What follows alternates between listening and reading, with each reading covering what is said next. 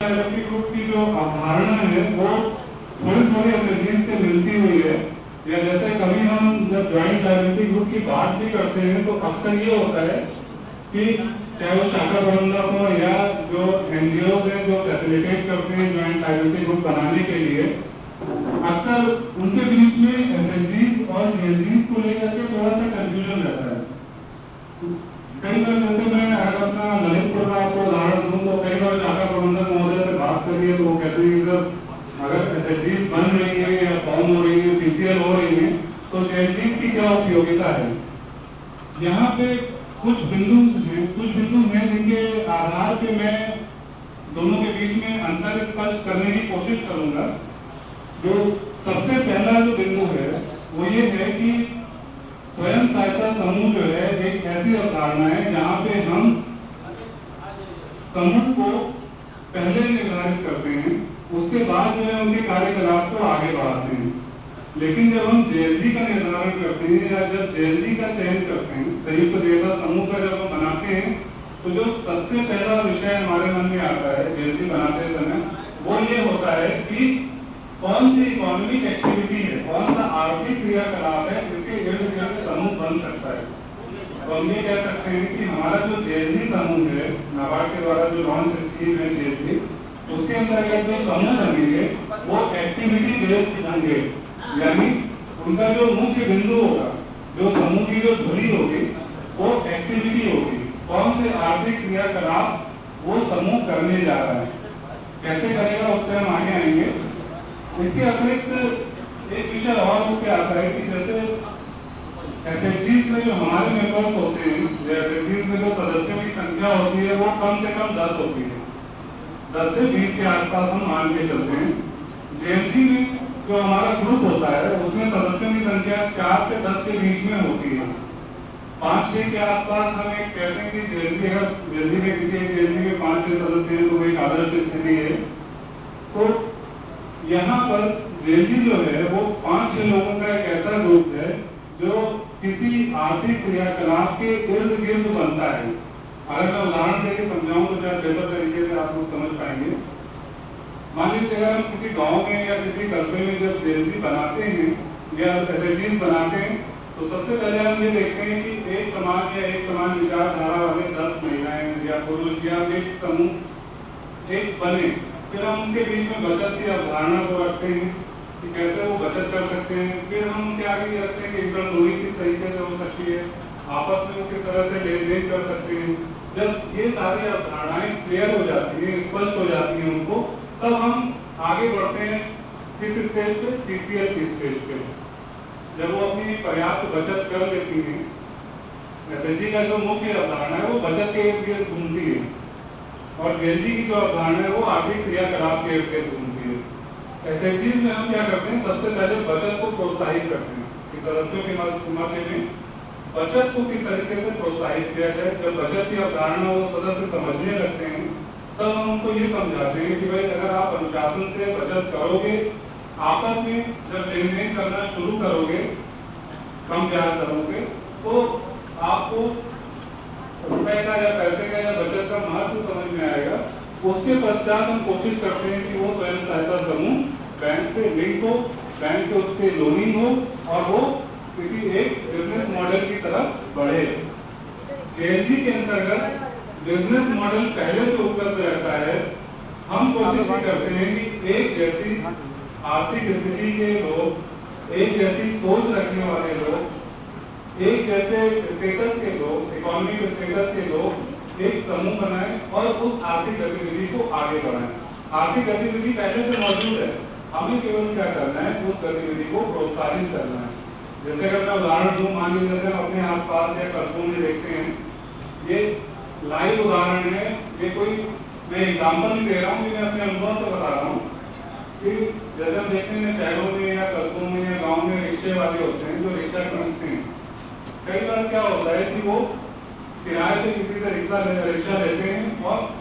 जो भी कमाते हैं 200, 250, 300 रुपए डेली, उन्होंने जो भी कमाया उसका 30%, 40% वो रिक्शे के मालिक को दे देते हैं, बाकी 60% उनका हो जाता है। अगर हम एक रिक्शे की कीमत 15,000 रुपए मान के चलें और अगर हमारे पास 4-5 ऐसे लोग हों जो रिक्शा खींचते हैं, किराए का रिक्शा खींचते हैं अभी, उनको हम मिला दें और हम उनसे ये कहें कि भाई ठीक है, हम तुम्हें बैंक से लिंक करके लोन दिलवा देते हैं, जो काम तुम कर रहे हो वो करते रहो, हम कोई नया काम तो सिखाने नहीं जा रहे, जो काम तुम कर रहे हो वो करते रहो, किंतु कोशिश करो कि तुम अपने पैरों पे खड़े हो जाओ। आज अगर तुम किराए का रिक्शा लेकर के चला रहे हो तो तुम्हारी कोशिश ये होनी चाहिए जेएलजी के माध्यम से कि बैंक से लोन ले लो, अपना रिक्शा ले लो, कमाओ, जो तुम रिक्शे के मालिक को 30% 40% ले रहे थे उसको बचाओ, बैंक के कर्ज को अदा करो और 2 साल 2.5 साल के बाद एक दिन ऐसा आएगा जब तुम रिक्शे के स्वयं मालिक हो जाओगे, जो 30% 40% बैंक की किस्त जा रही है वो भी तुम्हारी बचत होगी और आगे चल के तुम 1 से 2 रिक्शों के मालिक भी हो सकते हो। तो कहने का तात्पर्य है कि जेएलजी के अंतर्गत वो आर्थिक गतिविधि पहले से मौजूद है, हम कोशिश ये करते हैं कि उसमें उस आर्थिक गतिविधि में किस तरह से सुधार लाया जा सकता है, किस तरीके से। मान लीजिए कोई किराए पे कर रहा है तो हम कोशिश करते हैं कि वो अपना व्यवसाय स्थापित कर ले, किंतु शर्त यही है कि उसमें 4 से 10 के बीच में सदस्य होने चाहिए, आर्थिक गतिविधि एक जैसी होनी चाहिए। अगर हम 3-4 तरह की आर्थिक गतिविधियां देंगे तो हो सकता है कि आपस में उन लोगों के हित टकराएं, वो समूह तरीके से ना चल पाए, तो इसलिए बाकी जो चीज की अवधारणा है वो इसमें भी रहती है। बस जो मुख्य अंतर है, जो पकड़ने का अंतर है वो ये है कि जेएलजी के अंतर्गत वो समूह वो आर्थिक गतिविधि पहले से कर रहा है। अगर हम स्पष्ट शब्दों में कहें, इसके बाद एक लाइन में कहें तो एसएचजी का जो कॉन्सेप्ट है, एसएचजी की जो अवधारणा है वो सेविंग के ऊपर है, बचत के ऊपर है। जेएलजी की जो अवधारणा है वो क्रेडिट के ऊपर है, लोन के ऊपर है। जेएलजी के मेंबर्स को बचत करने की आवश्यकता नहीं, बचत को हमें प्रोत्साहित करना चाहिए, लेकिन बचत की यहाँ पे कोई भी कंडीशन नहीं। हम सीधे उनको बैंक से समूह बनाकर लिंक करते हैं, बैंक जो भी वो गतिविधि कर रहे हैं उसमें और किस तरह से इम्प्रूवमेंट, किस तरह से सुधार लाया जा सकता है, उसको बैंक लोन के माध्यम से प्रोत्साहित करता है और वो अपना समूह चलाते हैं। यहाँ पे